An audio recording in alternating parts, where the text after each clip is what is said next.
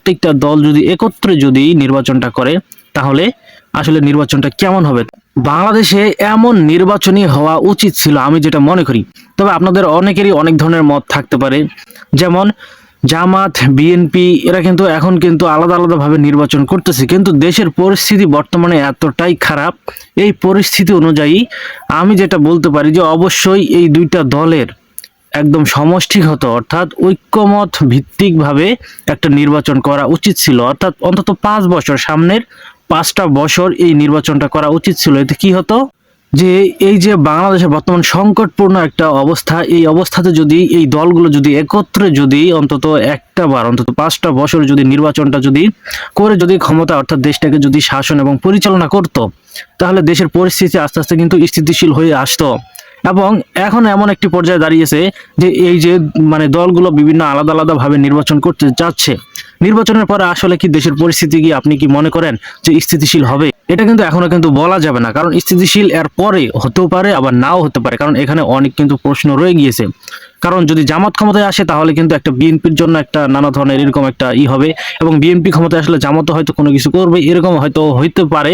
তবে যেটাই হোক না কিন্তু বহিরাগত শক্তি হয়তো কাউকে ইন্ধনও দিবে, যদিও এই দলগুলো অনেক অ্যালার্ট এবং অনেক সচেতন, তবে এরা এইগুলোতে পা দিবে না। কিন্তু তারপরেও একটা এখানে ভাবার বিষয় হচ্ছে যে নির্বাচনের পরে দেশের পরিস্থিতি যদি আবারও যদি খারাপ হয়ে যায় তাহলে কি হলো? জুলাই আন্দোলন করে কি হলো?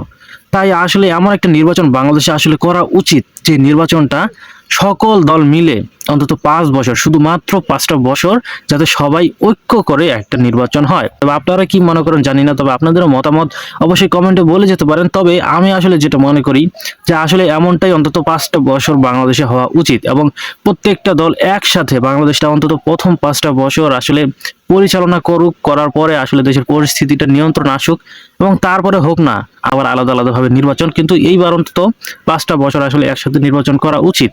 এতে আমি মনে করি যে আসলে আমাদের দেশেরই একটা ভালো হবে। তবে আপনাদের কি মনে হয় যে এই ধরনের নির্বাচন যদি বাংলাদেশে করে, অর্থাৎ প্রত্যেকটা দল যদি একত্রে যদি নির্বাচনটা করে, তাহলে আসলে নির্বাচনটা কেমন হবে? তবে আপনাদের একটা প্রশ্ন হতে পারে যে এইভাবে নির্বাচন করলে মানে আপনার তাহলে প্রাইম মিনিস্টার কি হবে, তাহলে প্রধানমন্ত্রী কি হবে? এই প্রশ্নেরও কিন্তু একটা সলিউশন রয়েছে, আর এই সলিউশনটা হচ্ছে যে যে যার পক্ষ থেকে নির্বাচন যেভাবেই করুক, জোট থাকবে সকলেই, কিন্তু যে সবচেয়ে বেশি আসন পাবে তাকেই আসলে প্রধানমন্ত্রী হিসেবে বিবেচনা করা হবে, অর্থাৎ সেই হবে প্রধানমন্ত্রী। অর্থাৎ জামাত যদি বেশি আসন পায় তাহলে জামাতের আমির হবে প্রধানমন্ত্রী, অর্থাৎ জামাত দল থেকে সেই সিদ্ধান্ত নেবে কে প্রধানমন্ত্রী হবে।